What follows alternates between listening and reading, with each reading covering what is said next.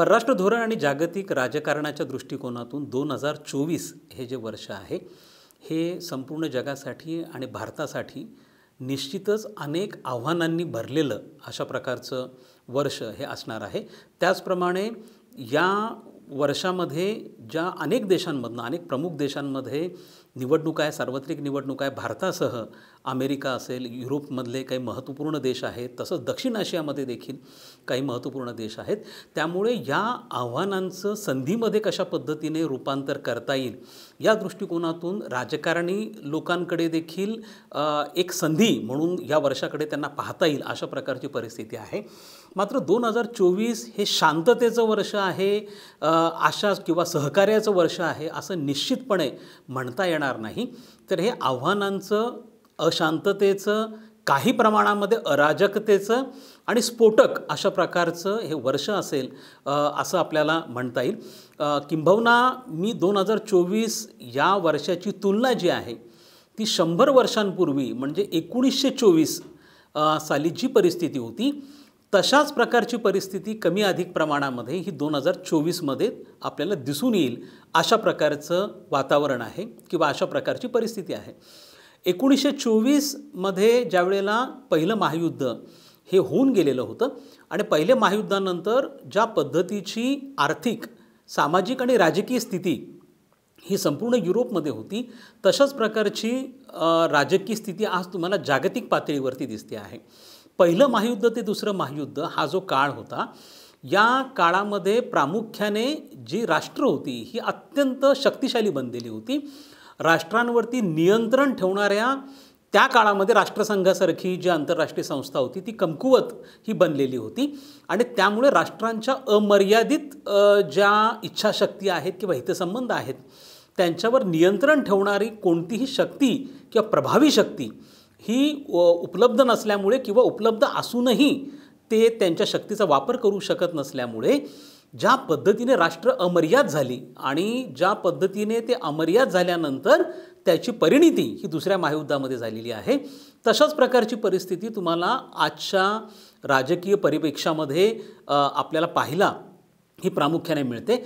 आज फरक एवढाच आहे की आज विभागीय पातळीवरती, आंतरराष्ट्रीय पातळीवरती अनेक प्रकारच्या संघटना आहेत। विभागीय पातळीवरती अनेक व्यापार संघ आहेत। राष्ट्रांमधलं सहकार्य गेल्या 30 वर्षांमध्ये म्हणजे शीतयुद्धोत्तर काळामध्ये प्रामुख्याने मोठ्या प्रमाणावरती वाढताना दिसतं आहे, आर्थिक आणि व्यापारी क्षेत्रामध्ये प्रामुख्याने। आणि त्या दृष्टिकोनातून अनेक जागतिक आणि विभागीय संस्था, संघटना या निर्माण झालेल्या आहेत।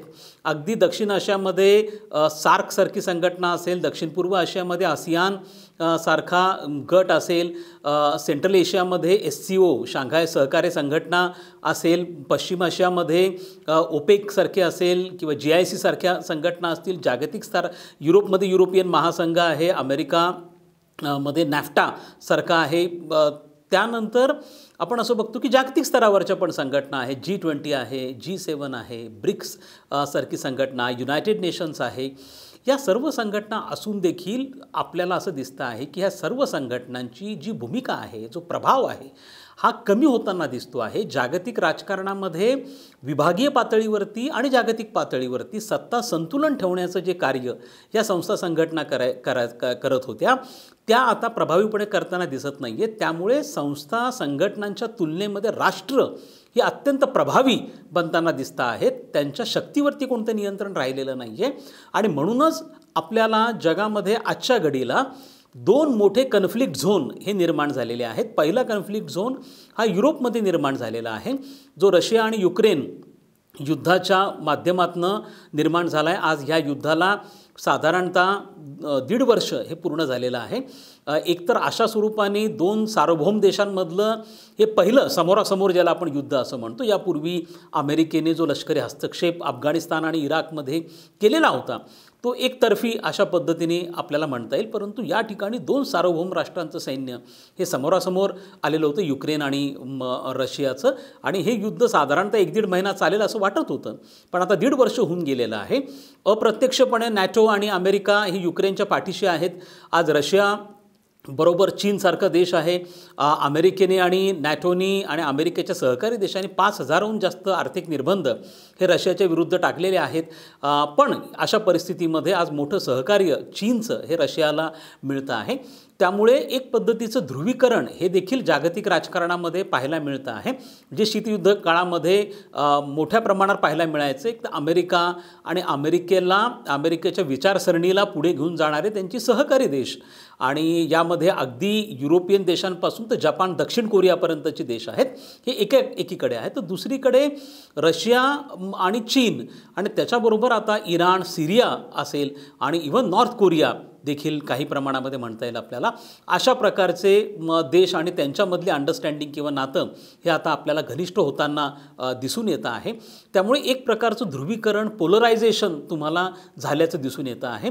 आणि रशिया युक्रेन युद्ध जे आहे 2024मध्ये देखील संपेल अशी कोणतीही शक्यता नाही आहे. याचं कारण असं आहे की या युद्धाकडे अमेरिकाचं जे या युद्धाच्या माध्यमातून अमेरिकेची जी उद्दिष्टं आहेत ती फार वेगळ्या स्वरूपाची आहेत आणि अमेरिकेला आजच्या घडीला 2 प्रमुख देशांकडनं आव्हान आहे. एक तर रशिया आहे आणि दुसरं चीन आहे. त्यांचं चीनकडचं आव्हान फार मोठं आहे, रशियापेक्षा पण मोठं आहे. त्यांच्या इंटरेस्टला धोका सगळ्यात जास्त कोणाकडनं आज अमेरिकेचा असेल तर तो चीनकडनं आहे. परंतु ज्या वेळेला अमेरिकेचा चीनबरोबर 1-to-1 संघर्ष जेव्हा सुरू होणार आहे त्यावेळेला रशिया हा चीनच्या मदतीला येण्याची शक्यता नाकारता येत नाही. त्यामुळे जर तुम्हाला चीनला एकटं पाडायचं असेल तर रशियाला आर्थिकदृष्ट्या कमकुवत बनवणं फार गरजेचं आहे. आणि या दृष्टिकोनातनं हा जो रशिया आणि युक्रेनचा संघर्ष आहे याच्याकडे अमेरिका पाहता आहे. या संघर्षाच्या माध्यमातनं रशियाला आर्थिकदृष्ट्या कमकुवत बनवणं हा उद्देश हा अमेरिकेचा आहे. आणि जोपर्यंत रशिया हा आर्थिकदृष्ट्या कमकुवत बनत नाही तोपर्यंत रशिया आणि युक्रेन यांच्यामधला हा संघर्ष चालूच राहील अशा पद्धतीने आहे. जरी एखादा फॉर्मल किंवा औपचारिक तह त्यांच्यामध्ये झाला तरी देखील प्रॉक्सी वॉर जे आहे छुपं युद्ध जे आहे ते निश्चितपणे दोघांमध्ये चालू राहील. त्यामुळे संघर्ष हा किंवा संघर्षाच्या माध्यमातून होणारी हिंसा ही जी आहे ही युरोपमध्ये चालू राहील. तो पहिला कन्फ्लिक्ट झोन जो निर्माण झालेला आहे. दुसरा जो कन्फ्लिक्ट झोन आपल्याला आज निर्माण झालेला दिसतो 2023च्या शेवटी निर्माण झालेला होता तो म्हणजे इस्रायल आणि हमास यांच्यामधला जो संघर्ष आहे. जरी हा संघर्ष एक स्टेट ॲक्टर आणि दुसरा नॉन स्टेट ॲक्टर असला म्हणजे इस्रायल हा स्टेट ॲक्टर आहे आणि हमास हा नॉन स्टेट ॲक्टर आहे, ती एक संघटना आहे. पण आज ह्या संघटनेच्या पाठीशी अप्रत्यक्षपणे काही इस्लामिक देश उभे आहे. उघडपणे त्याला इराणचं समर्थन आहे. आज येमेनमधले हुती सारखा गट असेल किंवा लेबननमधला हिजबुल्लासारखा गट असेल हे आज हमासच्या पाठीशी उभे राहताना दिसत आहे. आणि हा देखील जो संघर्ष आहे हा एक पद्धतीचं युद्धच आहे, अघोषित स्वरूपाचं हे युद्ध आहे आणि जे चालू आहे आणि ज्यांच्यामध्ये मोठ्या प्रमाणावरती हिंसा जी होताना दिसून येत आहे. कोणत्याही क्षणी ह्या युद्धाची ठिणगी किंवा वणवा हा संपूर्ण आखातामध्ये पसरू शकतो अशा प्रकारची परिस्थिती आहे. कारण आता जो हुती गट आहे येमेनमधला आणि जो प्रामुख्याने इराणच्या समर्थनावरती चाललेला आहे त्यांनी आता डायरेक्टली प्रत्यक्षपणे अमेरिकेच्या मालवाहू जहाजांवरती आणि रेड सीमधल्या अमेरिकन जहाजांवरती आता हल्ला करायला सुरुवात केलेली आहे. त्यामुळे कोणते कारण होऊ शकतं आणि त्यांच्यातला हा संघर्ष एखादा मोठं रूप हे यामध्ये घेऊ शकतो. त्यामुळे हा सेकंड कन्फ्लिक्ट झोन हा तुम्हाला 2023मध्ये निर्माण झालेला आहे आणि 2024मध्ये तिसरा कन्फ्लिक्ट झोन हा निर्माण होण्याची शक्यता नाकारता येत नाही आहे.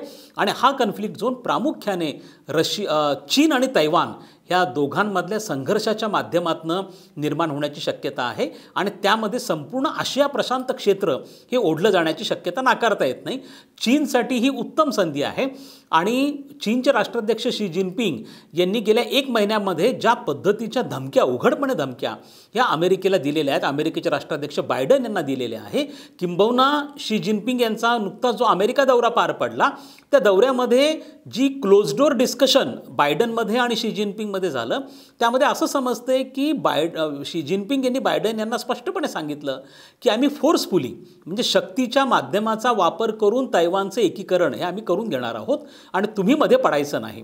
आता हा जो संघर्ष हा निश्चितपणे वाढणार आहे कारण तैवान हा एकटा नाही आहे. तैवानचं चीनबरोबरचं एकीकरण होऊ नये यासाठी अमेरिका हा सगळ्यात मोठा अडथळा राहणार आहे आणि अमेरिकेचे सगळे जे मित्र देश आहेत, मग ते दक्षिण चीन समुद्रामधले असतील किंवा आशिया प्रशांत क्षेत्रामध्ये अगदी जपान कोरियापासून असेल, या सगळ्यांसाठी धोका निर्माण होणार आहे. कारण तैवानचं चीनबरोबर एकीकरण झाल्यानंतर जो स्ट्रेट ऑफ तैवान आहे, की ज्याला तैवानची समुद्रधुनी म्हणतो, हा आशिया प्रशांत क्षेत्रामधला सुएझ कॅनल आहे. याची तुलना मी नेहमी सुएझ कॅनलबरोबर करतो.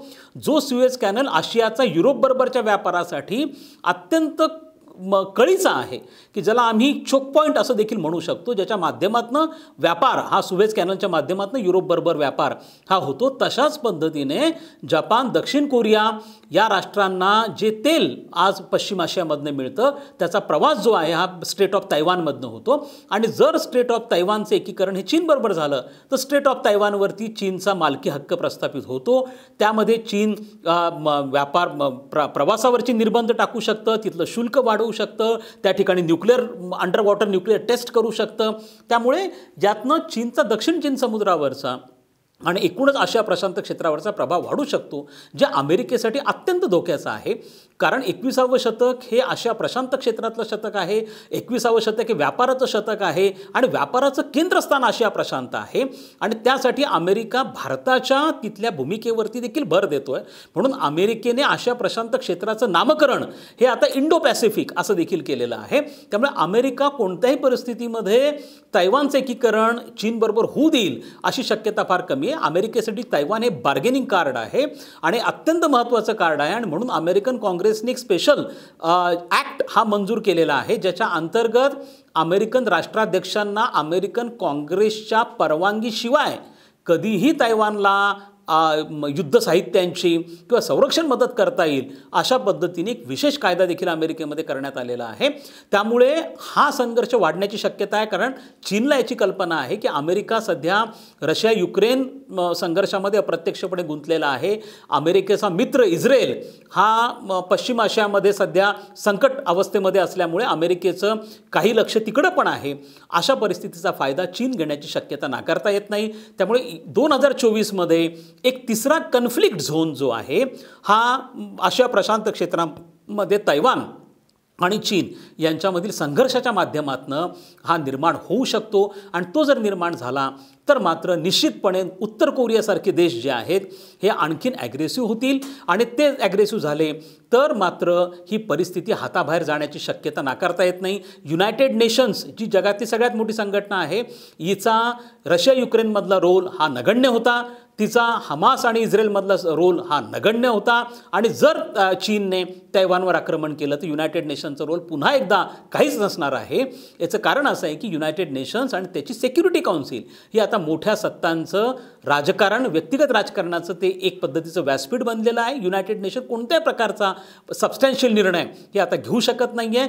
त्यामुळे चिंता आहे 2024मध्ये ती छोट्या राष्ट्रांची, छोट्या राष्ट्रांचं अखंडत्व आणि छोट्या राष्ट्रांचं सार्वभौमत्व याचं रक्षण कसं केलं जाईल हा कळीचा मुद्दा आहे. उद्या तैवानवरती आक्रमण झालं आहे, युक्रेनवरती आक्रमण झालेलं आहे.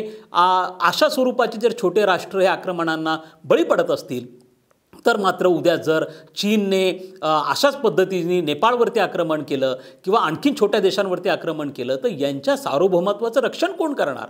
त्यामुळे जो बहुराष्ट्रीयतावाद हा दुसऱ्या महायुद्धानंतर पुढे आला, गतिमान झाला, प्रस्थापित झाला आणि ज्याच्या अंतर्गत अनेक आंतरराष्ट्रीय संस्था संघटना निर्माण केल्या गेल्या, तोच बहुराष्ट्रीयतावाद जो आहे त्याला आता तडे गेल्यासारखी परिस्थिती ही 2024मध्ये निर्माण झाल्यासारखी होईल. आणि त्यामुळे 2024मध्ये कदाचित कोणत्या क्षणी एखाद्या मोठ्या संघर्षाची ठिणगी पडू शकेल अशा पद्धतीने आहे. उत्तर कोरियाने दक्षिण कोरियाला धमकवायला सुरुवात केलेली आहे आणि याच्यात मोठे समुद्र देखील याच्यामध्ये ह्या संपूर्ण संघर्षामध्ये ओढले जाण्याची शक्यता नाकारता येत नाही. दुसरं असं आहे की नुकतंच कोरोनाचा लाटेमधनं अर्थव्यवस्था ह्या हळूहळू बाहेर पडायला सुरुवात झालेली आहे. पण एकूणच संपूर्ण जागतिक अर्थकारणामध्ये मंदी सदृश्य वातावरण आहे. कोणत्याही देशाचा एक्सेप्ट भारत जर सोडला तर कोणत्याही देशाचा आर्थिक विकासाचा दर हा 3 ते 4% वरती नाही आहे. अमेरिकेसह पश्चिम युरोपमधल्या श्रीमंत देशांचा आर्थिक विकासाचा दर हा देखील 3 ते 4% आहे. चीनचा देखील 3 ते 4% आहे. अनेक देशांमधनं महागाई ही 10%पेक्षा जास्त झालेली आहे. आहे, बेरोजगारी मोठ्या प्रमाणावर वाढली, गरिबी मोठ्या प्रमाणावरती वाढलेली आहे. त्यामुळे लोक त्रस्त झालेले आहेत. विस्थापितांचे प्रश्न जे आहेत ते अत्यंत गंभीर बनलेले आहेत आणि याच आधारावरती सार्वत्रिक निवडणुका मोठ्या देशांमधनं होत आहेत. त्यामुळे अर्थकारण, महागाई, गरिबी, विकासाचे प्रश्न हे लोकांच्या मतदानाचा प्रमुख आधार असतील असं आपल्याला म्हणायला हरकत नाही. जे नेतृत्व या आर्थिक समस्यांवरती मात करून त्या देशांना, त्यातल्या नागरिकांना विकासाची वाट दाखवतील, आशांच्या पदरामध्ये जनता आपले मतदान करेल, अशा प्रकारची परिस्थिती आत्ता आहे. परंतु राजकीय आणि सामरिक क्षेत्रामध्ये स्फोटक परिस्थिती आहे. ही 2024मध्ये कोणत्याही क्षणी एखाद्या मोठ्या युद्धाची ठिणगी पडू शकते आणि एखाद्या जागतिक संघर्षामध्ये याचं रूपांतर होऊ शकतं, अशा प्रकारची परिस्थिती आहे. अशा वेळेला भारतासाठी देखील खूप मोठी आव्हानं ही आंतरराष्ट्रीय पातळीवरती आहे. भारत हा ग्लोबल साऊथचा व्हॉइस म्हणून पुढे येतो आहे. भारत हा आत्ता सध्या विकासाच्या एका अशा स्टेजमध्ये आहे. भारताने विकसित भारत संकल्प हा आखलेला आहे. पुढच्या 25 वर्ष अमृतकाळ आहे आणि भारताला विकसनशील देशाकडून विकसित देशाकडे भारताचं स्थित्यंतर होतं आहे. अशासाठी भारताला 10% GDP ग्रोथ रेट जर मेंटेन ठेवायचा असेल, आपला एक्सपोर्ट वाढवायचा असेल, आंतरराष्ट्रीय व्यापार हा आपला वाढवायचा असेल, FDI जर अट्रॅक्ट करायचा असेल, तर भारताला जागतिक राजकारणामध्ये शांतता आणि स्थैर्य असणं ही भारताचं सगळ्यात मोठं प्राधान्य आहे. कारण भारताचा हा विकासाचा काळ आहे आणि अशा वेळेला भारताला शांतता असणं गरजेचं आहे. त्यामुळे भारतापुढे अनेक आव्हानांचे प्रसंग निर्माण होणार आहेत, ज्यावेळेला भारताला बाजू घेण्याची वेळ येणार आहे. पण अशा प्रसंगी भारताने कणखर बनून आपण कोणत्याही गटामध्ये न जाता भारताने आपल्या हितसंबंधांवरती आधारित परराष्ट्र धोरणाची आखणी करावी असं मला स्पष्टपणे वाटतं. त्यामुळे 2024 हे जे वर्ष आहे हे अशांततेचं, अनेक आव्हानांनी भरलेलं, स्फोटक अशा स्वरूपाचं वर्ष, आर्थिक विवंचनेमधनं जनतेला जावं लागतं आहे. त्यामुळे आर्थिक समस्यांचं वर्ष अशा पद्धतीने आपल्याला या वर्षाचं वर्णन हे करता येऊ शकतं. यावरती आता जनता काय कशा पद्धतीने निर्णय घेती, त्याचप्रमाणे जे मोठे राजकीय नेते आहेत आंतरराष्ट्रीय पातळीवरती ते कशा पद्धतीची इच्छाशक्ती दाखवतात आणि ज्या आंतरराष्ट्रीय संस्था, संघटना आहे या जर काही सकारात्मक किंवा काही ॲग्रेसिव्ह किंवा ॲक्टिव्ह मोडमध्ये जर आल्या येत्या काळामध्ये, तर अशा प्रकारचे संघर्ष हे टाळले जाऊ शकतात. नसता आपण मात्र एका मोठ्या युद्धाच्या म्हणा किंवा मोठ्या संघर्षाच्या दिशेने वाटचाल करतो आहे आणि त्या दृष्टिकोनातून 2024 हे जे इयर आहे हे महत्त्वाचं ठरेल असं मला वाटतं.